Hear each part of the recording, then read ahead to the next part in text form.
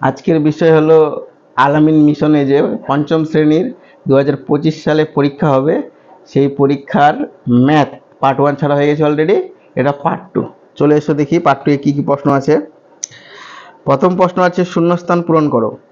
ভাজ্য সমান সমান ভাজক গুণ ভাগফল যোগ ভাগশেষ, এটাই হবে। আমি উত্তর লিখে দিয়েছি। প্রশ্ন ছিল ভাজ্য সমান সমান ড্যাশ ইন্টু ড্যাশ যোগ ড্যাশ, অ্যান্সার ভাজক ইন্টু ভাগফল যোগ ভাগশেষ। দ্বিতীয় নম্বর প্রশ্ন 12 ঘন্টার ঘড়িতে সন্ধ্যা 7টা বাজে, তাহলে 24 ঘন্টার ঘড়িতে ড্যাশটা বাজবে। ড্যাশ অ্যান্সার লেখা হয়ে গেছে 19টা বাজবে। আমরা যেগুলো বাড়িতে ব্যবহার করি সেগুলো ঘড়ি হচ্ছে 12 ঘন্টার ঘড়ি, 24 ঘন্টার ঘড়ি হচ্ছে যেগুলো প্ল্যাটফর্মে আমরা দেখতে পাই সেটা হচ্ছে 24 ঘন্টার ঘড়ি। তো প্ল্যাটফর্মের ঘড়িতে তখন 19টা বাজবে, আমাদের বাড়ির ঘড়িতে সন্ধ্যে 7টা বাজার। তৃতীয় নম্বর প্রশ্ন গ নাম্বার ভগ্নাংশের লব একই রেখে হর বাড়ালে ভগ্নাংশের মান ড্যাশ, ড্যাশ হবে প্রকৃত ভগ্নাংশ।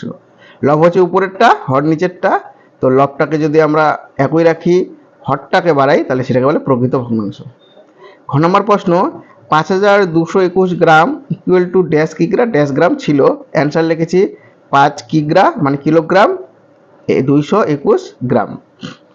পরের প্রশ্ন দেখো 3-এর, বলছে গণনা সহ উত্তর দাও। 3-এর ক, তোমার বয়স 9 বছর 4 মাস, তোমার দাদার বয়স 12 বছর 10 মাস, তোমাদের দুজনের বয়সের গড় কত? তো দেখে নেওয়া যাক, অ্যান্সার করা হয়ে গেছে আমার অলরেডি। এইভাবে করতে হবে, স্পষ্ট হবে ছবিটা নাও।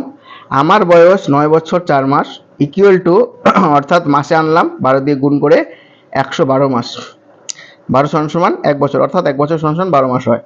দাদার বয়স 12 বছর 10 মাস ইকুয়াল টু 154 মাস, তাহলে দুজনের মোট বয়স হচ্ছে যোগ করে দিলে পেয়ে যাব 266 মাস। যোগ করে দেখলাম 266 মাস। তারপরে কি করতে হবে, অতএব দুজনের গড় বয়স 266 ডিভাইডেড 2, অর্থাৎ কার কার বলেছিল, আমার বয়স আর দাদার বয়স দুজন, তাই 2 দিয়ে ভাগ করতে হবে। ভাগ করে দেখলাম 133 মাস। এবার এটাকে বছরে আনতে হবে, বছরে এই যে ভাগ করেছি 11 বছর 1 মাস। আমাদের উত্তর লিখলাম, আমাদের দুজনের গড় বয়স 11 বছর 1 মাস। That's it. সবাই বুঝেছো আশা করি। পরের প্রশ্নতে আবার ফিরে যাই।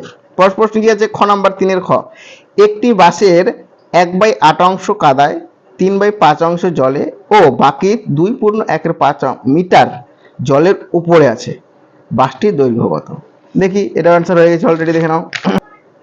তো বাসটি কাদায় ও জলে আছে 1/8 অংশ যোগ 3/5 অংশ, সমান লসাগু করে হলো 5 যোগ 24/40 অংশ। পরে যোগ করে দেখলাম 29/40 অংশ। ধরি সমস্ত বাসটি 1 অংশ, বাকি আছে 1 মাইনাস 29/40 অংশ। তো যেভাবে অঙ্কের নিয়মে করতে হয় সেটা করলাম, করার পরে অ্যান্সার এসেছে 11/40 লসাগুর পরে। তারপরে দেখি কি বলছে, বাকি জলের উপরে আছে, বাকি যে জলের উপরে আছে কত আছে, 2.1/5 মিটার। তাহলে এটাকে ভাঙালাম, 5 2 10 1 11, 11/5 মিটার।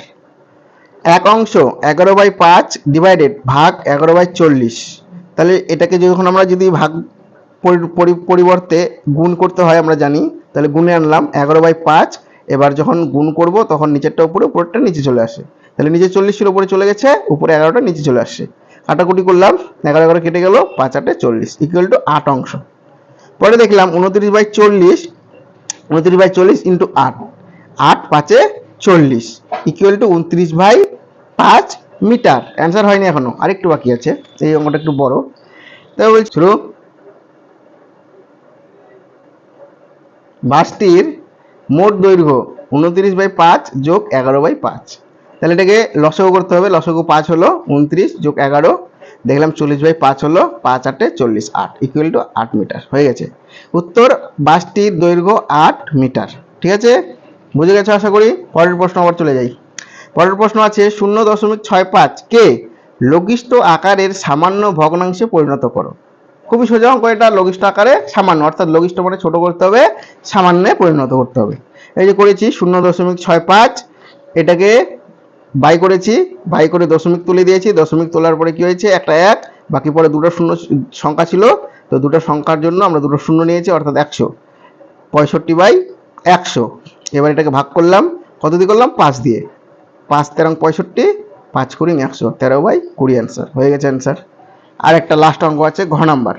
ঘ নাম্বার কি বলছে, 12টি গোলাপ ফুল কতজনকে সমান সংখ্যায় কিভাবে দিতে পারি? প্রশ্ন কি, 12টি গোলাপ ফুল কতজনকে সমান সংখ্যায় কিভাবে দিতে পারি? এর উত্তর করেছি, আগে লসগু করে দেখে নিতে হবে কত কত দিয়ে 12কে যাবে। 12টি গোলাপ ফুল 2 জনকে 6টি করে দেওয়া যাবে, 3 জনকে 4টি করে দেওয়া যাবে, 4 জনকে 3টি করে দেওয়া যাবে ও 6 জনকে 2টি করে দেওয়া যাবে। বাস শেষ। আজকে